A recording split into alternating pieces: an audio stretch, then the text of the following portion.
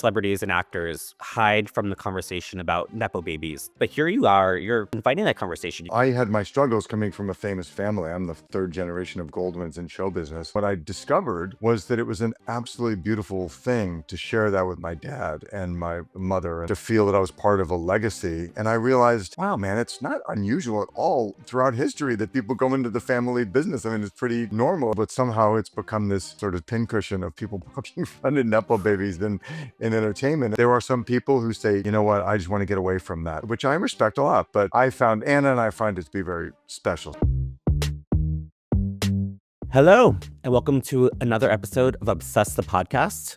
I'm Kevin Fallon, and frankly, I'm still a little flustered because I got to talk to the actor Tony Goldwyn, who a lot of us know as President Fitz from Scandal.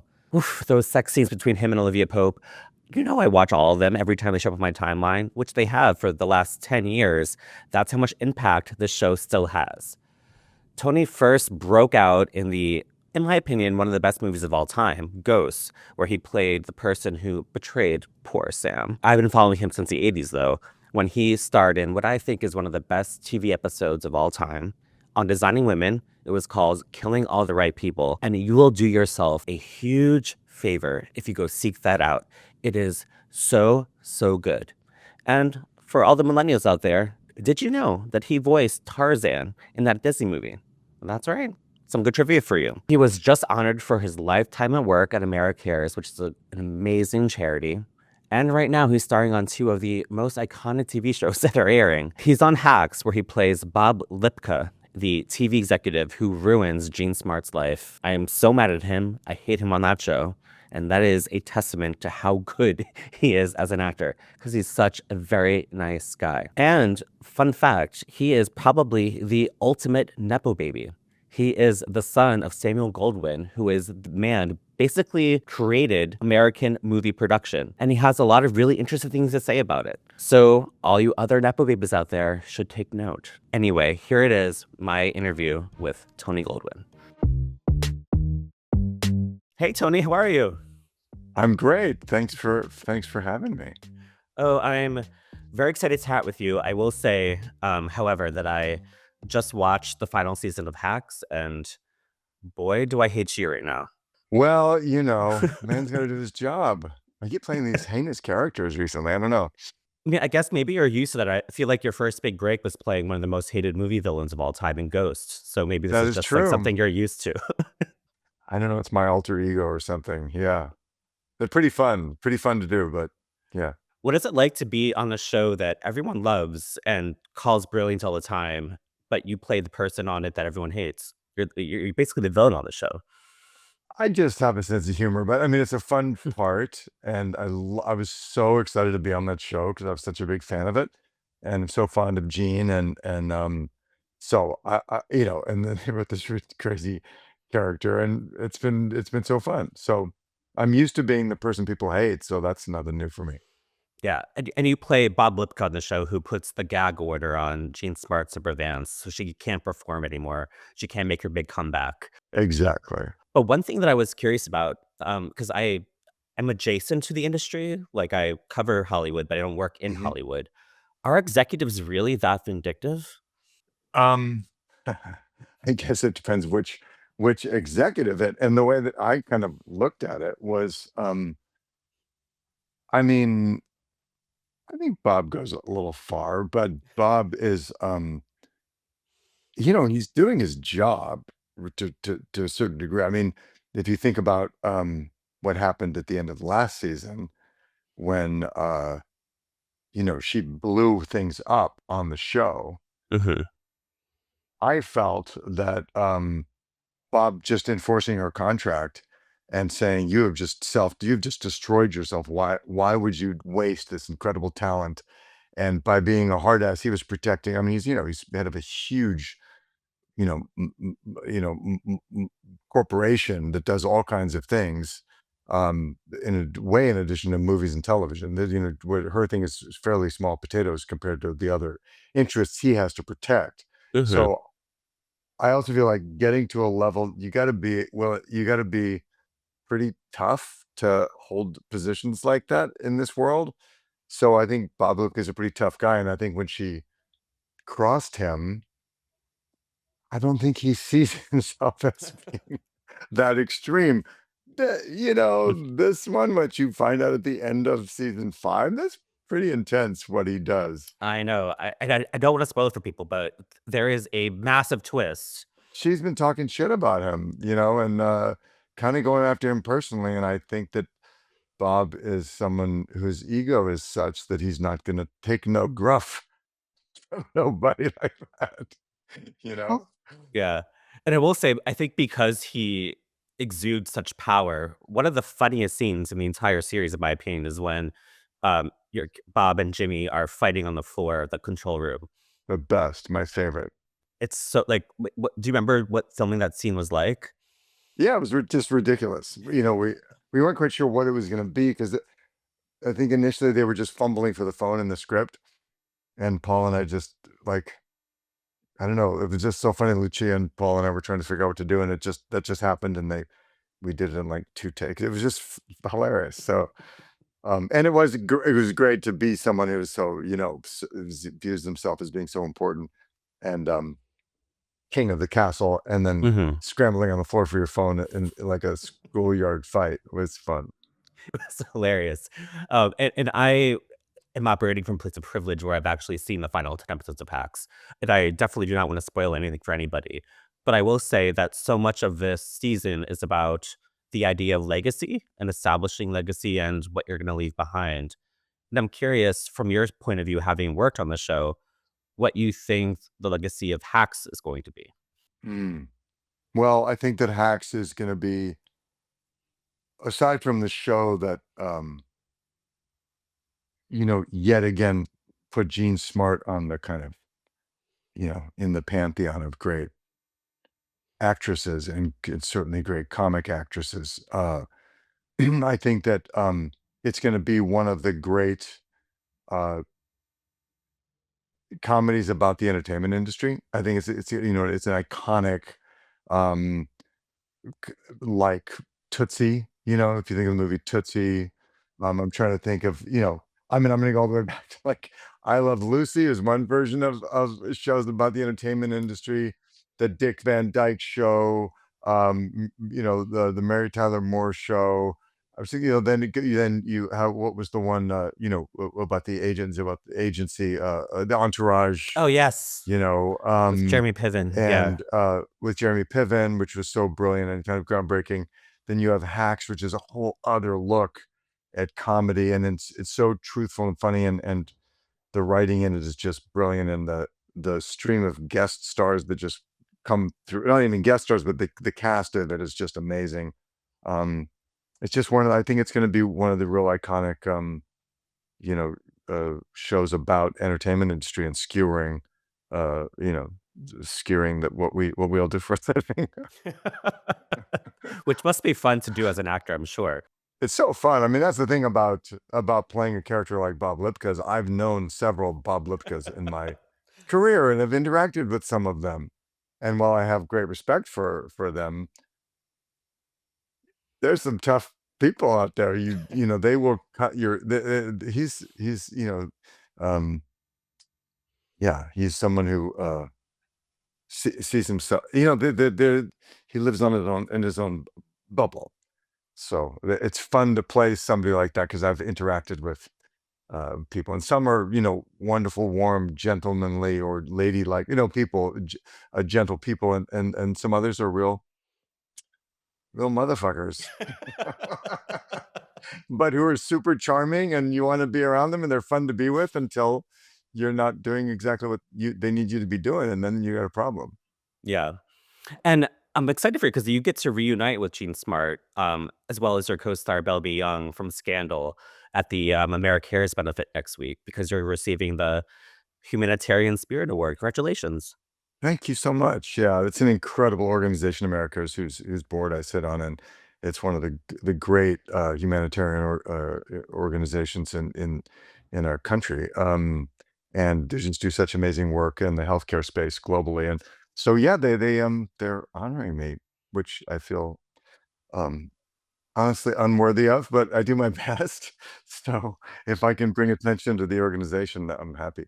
And they're bringing out the heavy hitters for you. Shonda Rhimes is giving you the award. Yeah, Shonda's giving the award, and Gene and Bellamy are going to co-host, and yeah, it's great. I was just so grateful to all of them for jumping in. When did you first start working with Americares? About 20 About 20 years ago, yeah. They were based near where I lived in Connecticut, and my wife Jane and I became aware of this amazing organization. We were at a someone invited us to a cocktail party because to introduce us to them, and there was a story of I'll tell you the founders of it, Bob and Lila McCauley, were a couple in New Canaan, Connecticut, who in the late 70s. Heard about he was just a paper executive, and they saw on TV there was a bunch of Vietnamese orphans who had crashed in the jungle. They were being flown out of Vietnam after the war, and it was like 143 orphans on a plane crashed in the jungle, and all the governments of the world were saying we can't do anything about it, we can't get to them, and it's tragic, this Pan Am Air flight. And Bob and Lila were watching TV, and they were like, how is it possible that we live in the most powerful country in the world and we can't figure out how to help these kids? So they took a second mortgage out of their home, rented a Oh, 747, wow. flew to Southeast Asia, rescued these kids themselves, brought them back to America, got them all settled in foster care, had lifelong relationships with all these kids who grew up to be amazing people. And they got this impulse to serve. And Bob was like, I'm gonna just cut through the crap, and when I see a need, I'm gonna figure out how to address it.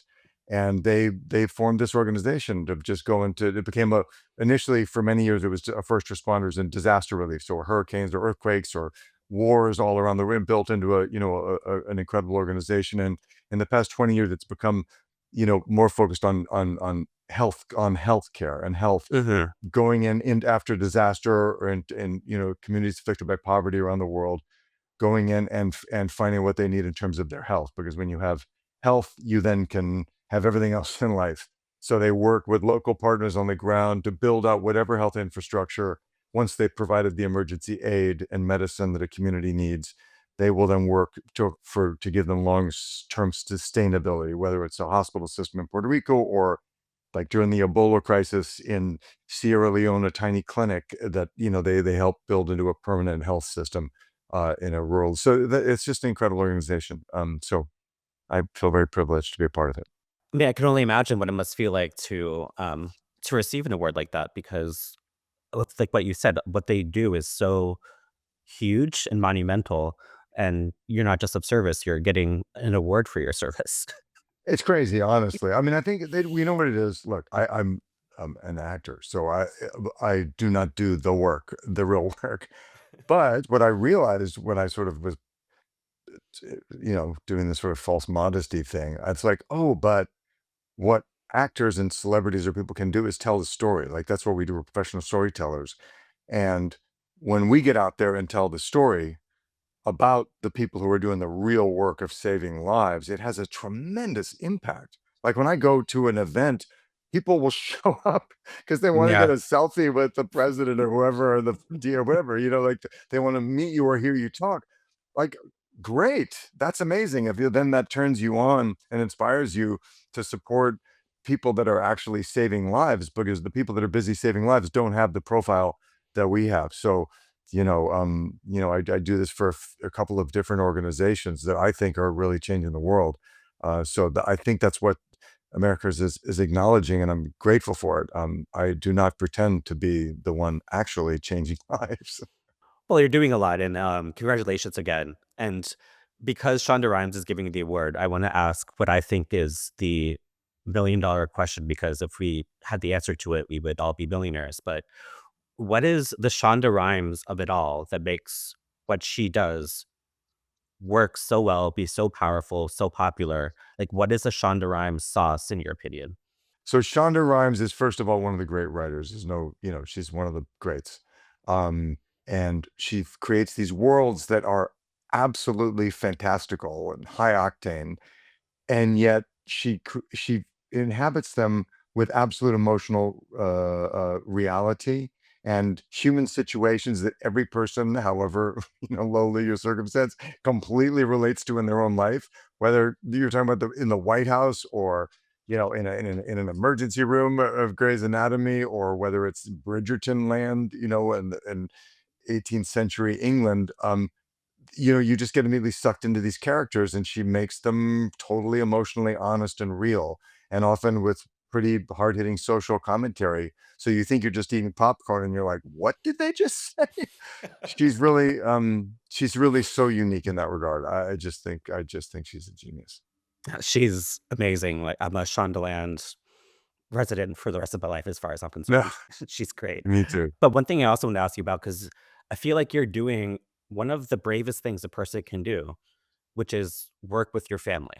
You Mm. and your daughter are hosting a podcast called Far From the Tree, your daughter Anna, where you talk to people who are working in the same fields, a parent and a child, and going through all the generational um, discussions and issues that comes with that. How has that been going for you, working with your daughter? It's been fabulous. I mean, Anna and I are always looking, both my daughters, Anna and Tess, we try and find things now that they're adults to do together, like projects, or we do, like Anna and I take French lessons together. Tess and I do yoga together, like we figure stuff out. So we had this idea, Anna had this idea about this podcast, and she already is a podcaster. She has a political podcast she does. And we just thought this was a fabulous idea, and we'd be really interested in talking to other parents and children who work in the same industry, because Anna and I, her being a screenwriter and me being doing what I do, you know, being in the same business is just a really important and a special part of our relationship that we really can share. So we've had these incredible conversations with people, from start out with Jane Fonda and her son Troy Garrity, who's an amazing actor, to last week we had these two activists, Sharon Levine and her daughter Shamira Levine, who are activists in Mississippi in this area called Cancer Alley, which is this 100-mile stretch of chemical petrochemical plants where people have the highest cancer rate in the world, maybe.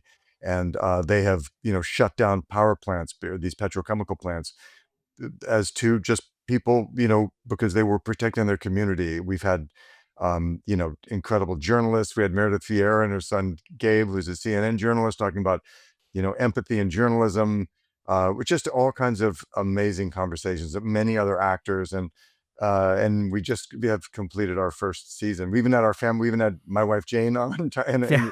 talking to Jane, and Tess, Tess is an actress. My wife Jane is a production designer. So it's just been awesome. We've had some really beautiful conversations. Yeah. And what I find fascinating about it is that so often I think, especially celebrities and actors, hide from the conversation about nepo babies that sort of Mhm. everyone hates. But here you are, you're inviting that conversation, you're engaging in it willingly. Yeah, because I feel the opposite about it. I had my struggles coming from a famous family. I'm the third generation of Goldwyns in show business. Yeah. And when I was in my 20s, it was really hard, to get out from under the pressure of that.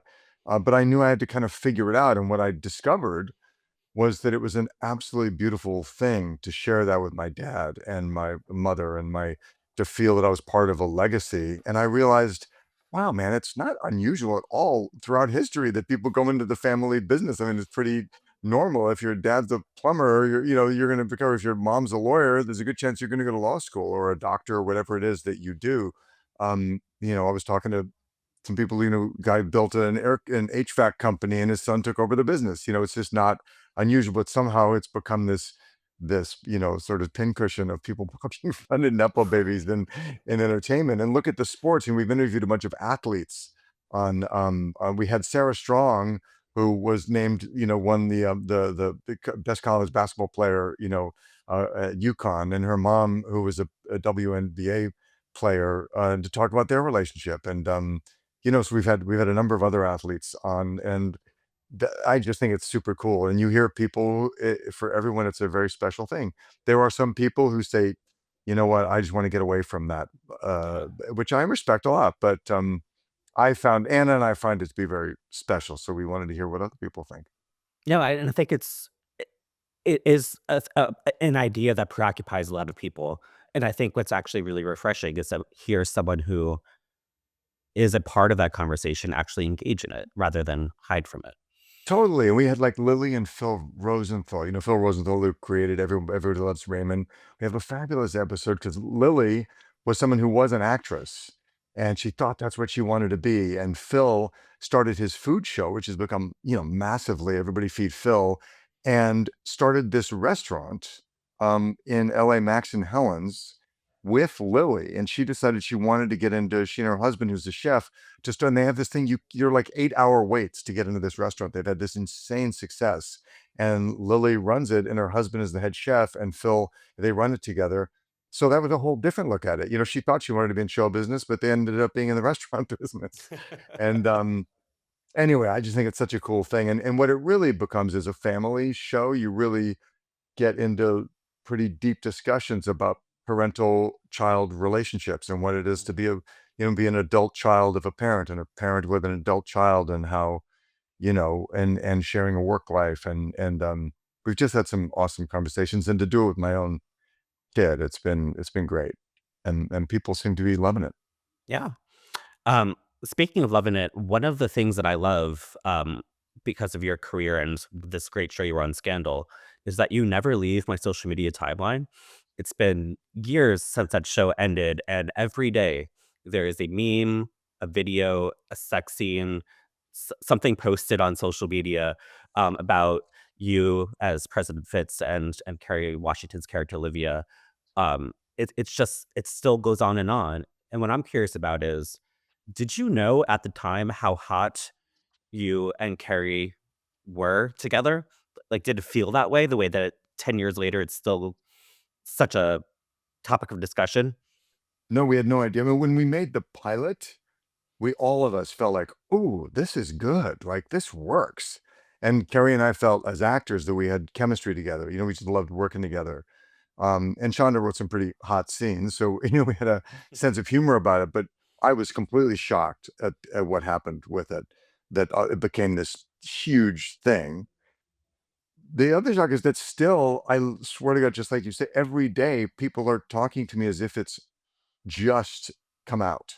Like, "Oh my God, I just finished binging Scandal. Oh my God, it's so," and so now, like, two generations of people are watching it as if it was a brand new show. So that completely flips me out. And Carrie and I have laugh about it a lot, because some of this she'll just come in and be going, "Oh, I have an idea for a meme or a thing." She'll make me do some crazy Instagram thing. Or she called me up the other week. She was doing what's the big huge podcast you did? Call Her Daddy, or what is Oh, that? call her daddy. Yeah.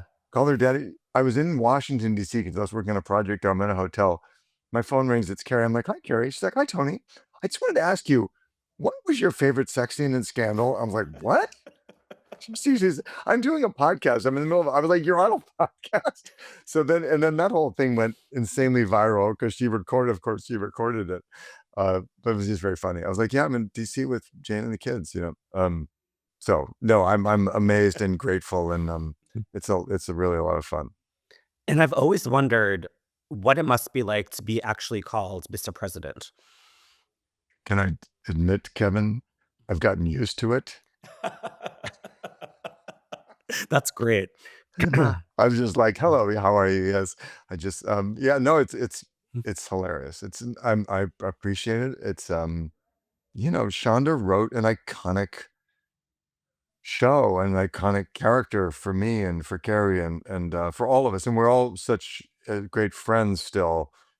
We all still revel in it together. We all still get to enjoy it together because we all see each other and talk a lot. And so that's beautiful too. It's something that is not like something in our ancient past. We're still very much in Yeah. each other's lives. And finally, I wanna bring the conversation back, like, as all conversations should, back to Jean Smart. Yes.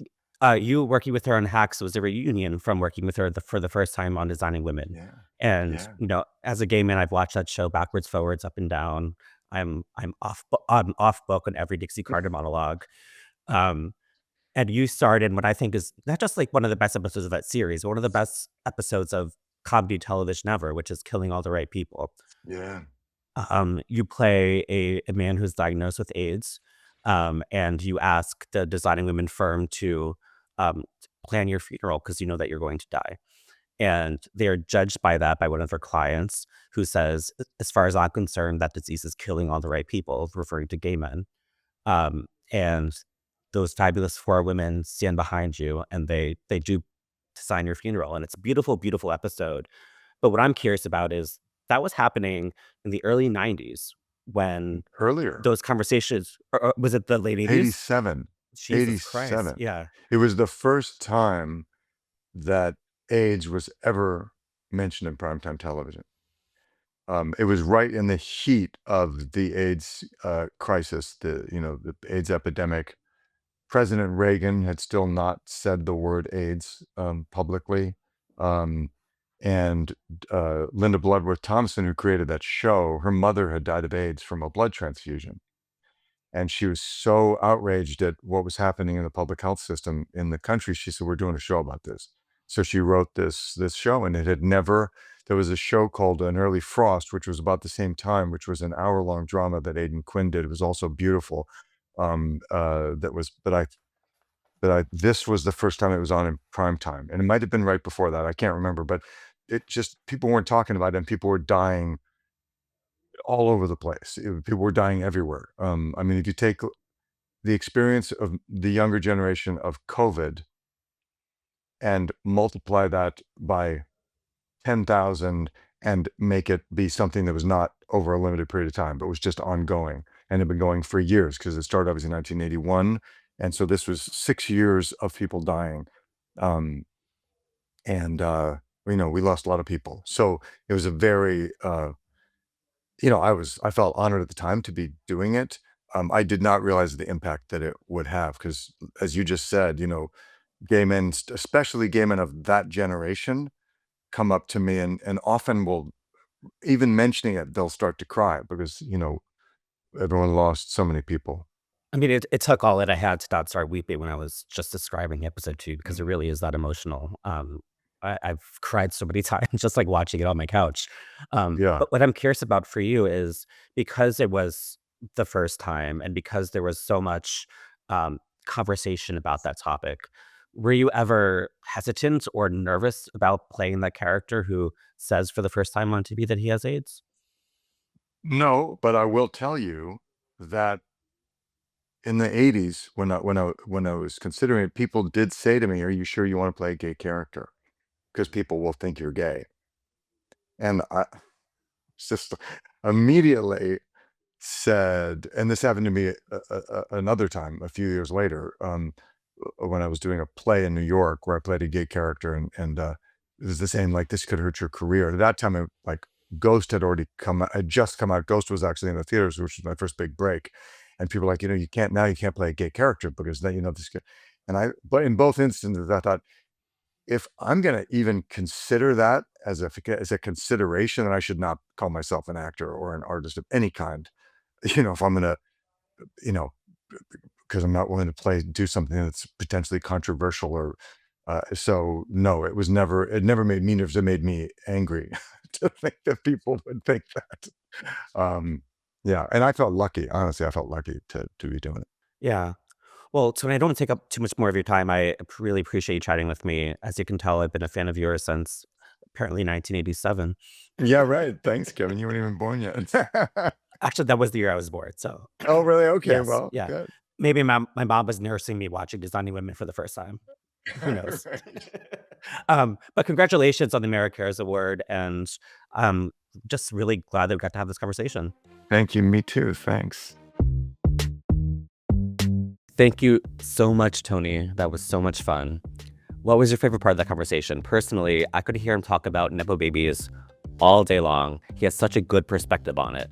Please like and subscribe and leave your comments. We want to hear from you. And as always, subscribe to us on YouTube at the Obsessed channel. Follow us wherever you listen to your Substacks. And if you like me, subscribe to my Substack at obsessed.substack.com. As always, thank you to our producers, Devin Roggerino and Rachel Passer. And that's all. I'll see you next time.